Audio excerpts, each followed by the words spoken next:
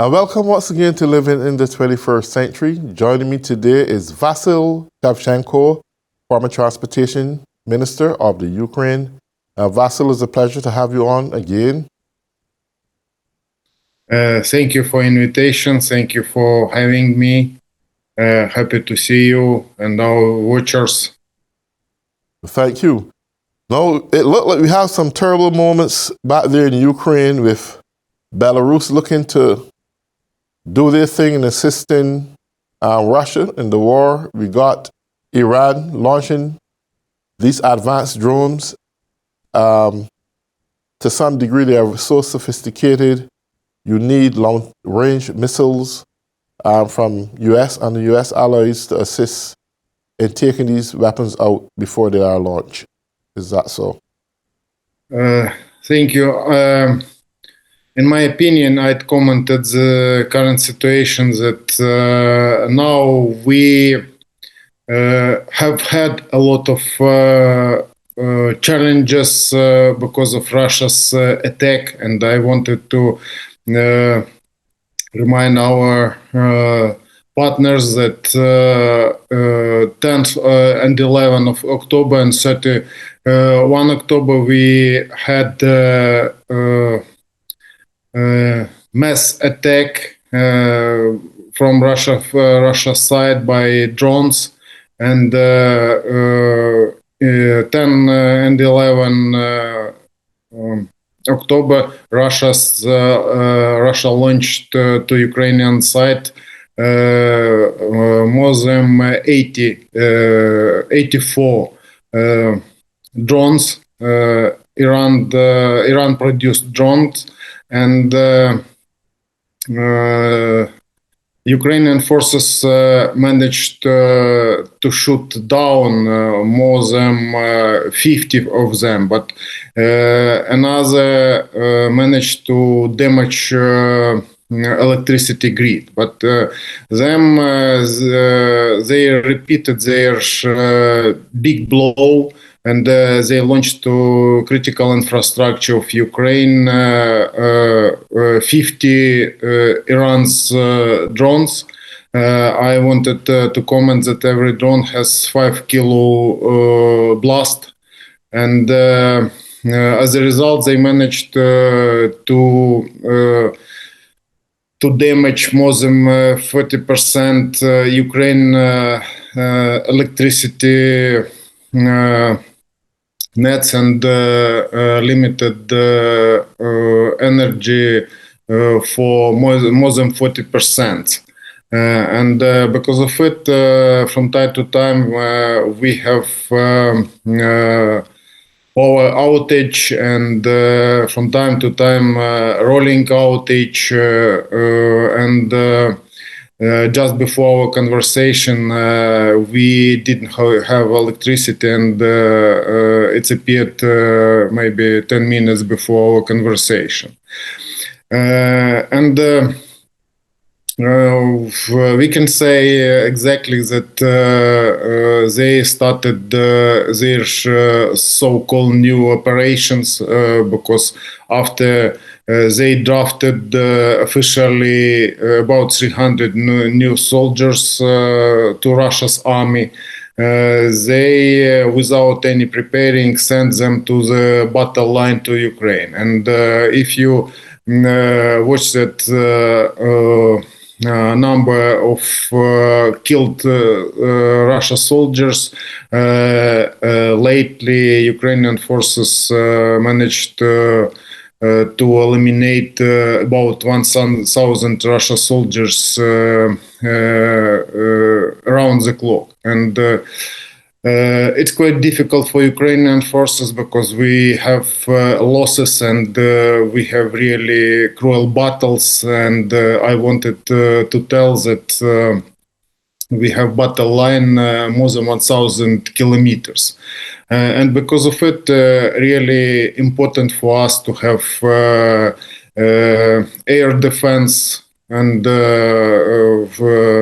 during maybe last 10 days, Ukraine received from Germany IRIS system, which allowed us to strengthen our forces defense, and we are going to receive from United States NASAM system, which would allow us to strengthen our sky, because every day Russia has opportunity to blow the battle line to Ukraine fortifications more than 30 air attack, and except they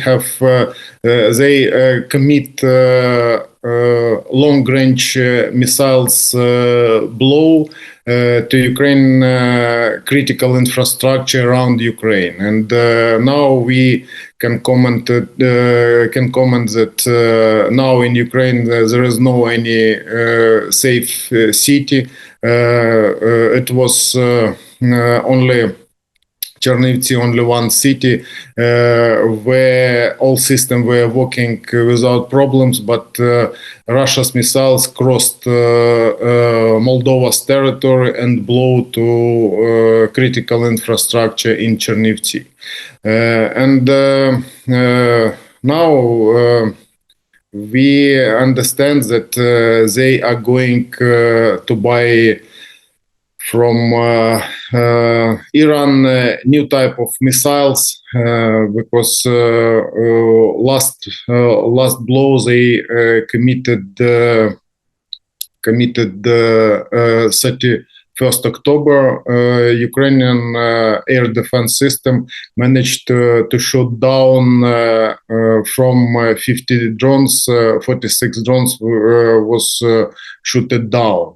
And more dangerous situation will appear after Russia will be able to use Iran's short-range missiles and long-range and middle-range missiles, which would allow them to cover Ukraine territory. And now we have had a lot of conversation concerning their threats, including so-called dirty bomb. And today appeared information that representatives, international United Nations executive body in nuclear energy responsibility visited Ukraine and could check that Ukraine cannot make any dirty bomb, and it was type of threat from Russia Federation just to distract attention. And them, they were threatening that Ukraine was going to blow dams, and as a result, we can see that they mined Ukraine nuclear plant station. Zaporizhzhia plant, biggest in Europe, nuclear power station. And every day we can see that new type of challenges we can see from Russia's troops. And for example, no one around the world could expect that Russia's troops can behave like troops from Middle Ages, who are killing, who are torturing Ukrainians. And last information we received from occupied Kherson, that in Kherson region they hang the NAS who expressed publicly her opinion that Kherson it's Ukraine. And in every village Ukrainian forces managed to release, we can see that they have specially prepared building for tortures, and then we can see we can see, better to say, emergency service representative can see that mass graves can be found in any settlements Ukrainian forces liberate. Okay. And during the last day, for example, Ukrainian forces managed to release to liberate three settlements, two of them at the north of battle line and the one at the west part. Okay. I want to ask this question. How concerned Ukraine should be at this point with the millions of soldiers who have been drafted and they are rebelling? The commanders are rebelling simply because they have to buy their own uniform. They are fleeing from Russia because they don't want to be engaged in this war. Does that pose a threat to Russia itself in terms of soldiers jumping ship and running? And how do Ukraine perceive this? First of all, Ukrainian forces understand this situation, and because of it, issued specially prepared instruction how to surrender for Ukrainian forces, and it was special application which would allow Russia soldiers who understand that it's a wrong war to surrender to Ukrainian troops. But now it's blocked in Russia Federation, and Ukrainian forces looking for a different way to tell Russia's drafted soldiers to tell that this war isn't war for their country, and they have opportunity to surrender and not commit crimes in Ukraine. And we personally, I have seen a few cases when Ukrainian soldiers were meeting Russians who decided to surrender to Ukrainian troops. But most of them have no opportunity to do it because of first of all, they behind them there is a second line which made them to storm Ukrainian troops. For example, in the Bakhmut region, where against Ukrainian forces are fighting private army, so-called, which drafted soldiers from prisons, and there are a lot of people who is ill and who has heavy disease. For example, it's yellow illness and really serious disease, and they have marks at their clothes, and they live in different buildings, and Ukrainian forces managed to capture these ill soldiers who were sending to storm Ukraine position from Russia's side. And for example, according to the headquarter Ukrainian forces information, in the Bakhmut region, they tried to storm Ukrainian troops 80 times around the clock. And Russia's side or Russia's commanders didn't pay attention. Big number of victims in this war, and they are following according to orders they received from maybe from Russia's president, and now I'd say that this type of soldiers are using like a motor folder, and I'd say that they will not have success at this battle line. But the number of soldiers is a threat for Ukrainian army, because Ukrainian army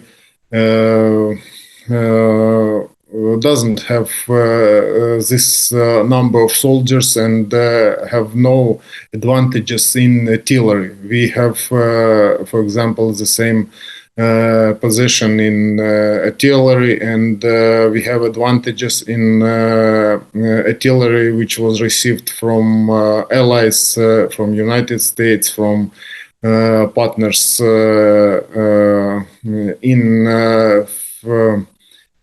in NATO bloc, who provided us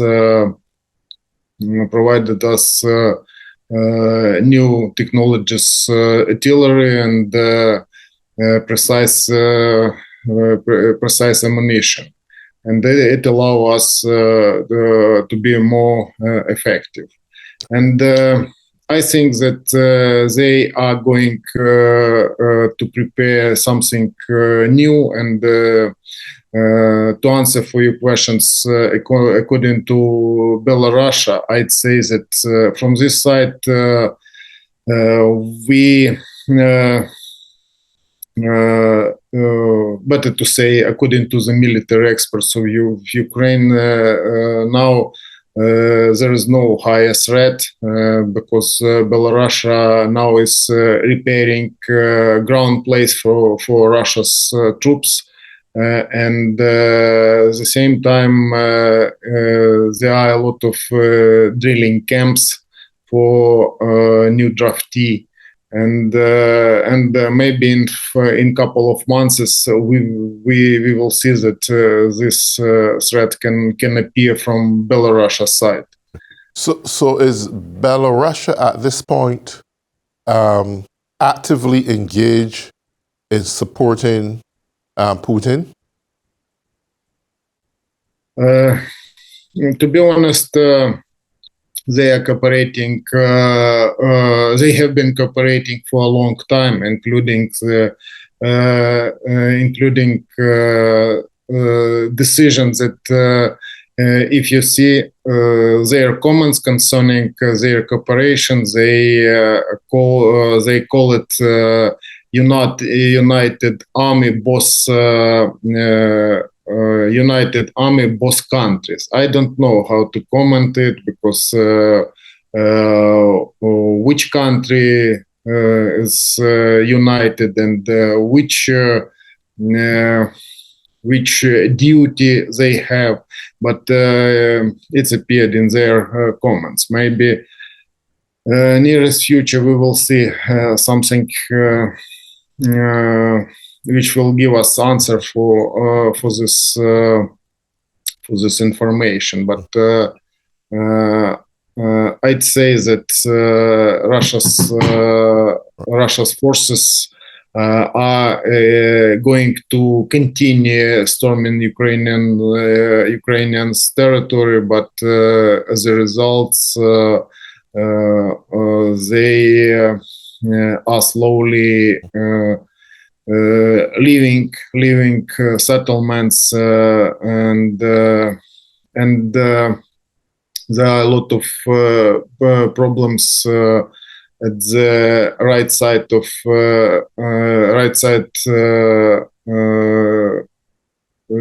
Dnieper, when Russia's troops is surrendered, but they continue supplying the new troops and maybe preparing something for Ukraine forces. Yes, it also seems that Russia are making attempts to use nuclear nuclear weapons, but he's also finding excuses that he have the right then to use these weapons. What's going on there? But first of all, we have had a lot of negotiations about using against Ukraine's army or Ukraine territory different type of nuclear weapon. First of all, I'd say that they have so-called tactical nuclear weapon, which isn't so powerful like ordinary nuclear bomb. But using this nuclear charge, it's the same that they are ready to use ordinary bomb. And after negotiations with Western countries, or maybe they stop speaking, stop socializing about it, and then it's appeared again, and they are using it like a way to threaten Western countries. And at the same time, we must understand that this weapon is produced 30 or 40 years ago, and if they launch it against Ukraine, it will depend if Ukraine has air defense system, middle or long range system, which can prevent this blow. Because I wanted to repeat that Ukraine last time managed to shoot down 95% Russia's drones and most of Russia's missiles. Okay. But at what point, right? At what point do you think United States should give long-range missiles that can advance your offensive tactics right now? Would this be the best time to do that? First of all, all the system will be important, but most effective against. But we must understand that nuclear weapon has different type of carrier and different base. For example, base on the ground can be detected easier, but more difficult to prevent missiles which can be launched from long-range bombers. As usual, it's cruise missiles and has speed about 1,000 kilometers an hour. And here is really effective fighters. For example, Ukrainian air warplanes fighters effectively fighting with this type of missiles. And it depends on if Ukraine managed to receive in time aircrafts, for example, fighters 4++ or 5 level missiles, which would allow us to eliminate this type of bombs. But we don't know when and if they use nuclear weapon. And at the same time, long-range anti-missile system, similar to Patriot system, and with plane AWACS, which would allow to detect them at the long distance. And I think here is good to cooperate with more closer, or maybe to cooperate in exchanging information from this AWACS system, because, for example, I'd commented that Russia has 3 types of these planes which are walking around Ukraine, and Ukraine territory they can detect easily. And because of it, they are trying to control it. But Ukrainian maneuvers forces managed to avoid eliminating it, but civil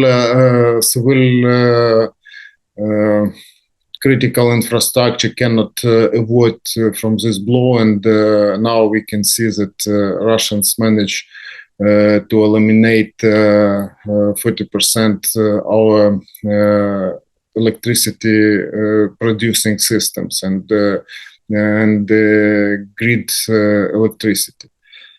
And because of it, I'd say that it depends how fast we will receive the support, and we will be able to cover Ukraine territory and European countries' territory, because all this type of missiles has the same type of threat for European countries. And if Ukraine managed to prevent it at Ukraine territory, we will manage to defend part of Europe. And I heard there are a lot of conversation between officials, Ukrainian officials and United States, and we had information that Ukrainian pilots will be trained in the United States, but we haven't seen confirming this action, and because of it,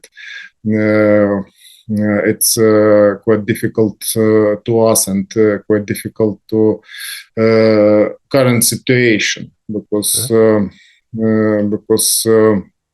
Russia's continue storming Ukrainian troops, and we can see that their methods are different. It isn't a war against Ukraine army; it's a war against Ukrainians, and it's commented that the United Nation stage. It's genocide, and we must know it, and we must know that Ukrainians have no choice and will continue fighting against invaders. Great. And well, Vasil, we have come to the final limit to our half-hour show. Definitely, we will be keeping in touch and keeping the American people up to date as to what's going on in Ukraine and Russia. And until then, we'll chat again. Take good care of yourself. Stay safe. And to all those who have been tuning in or living in the 21st century, enjoy your day.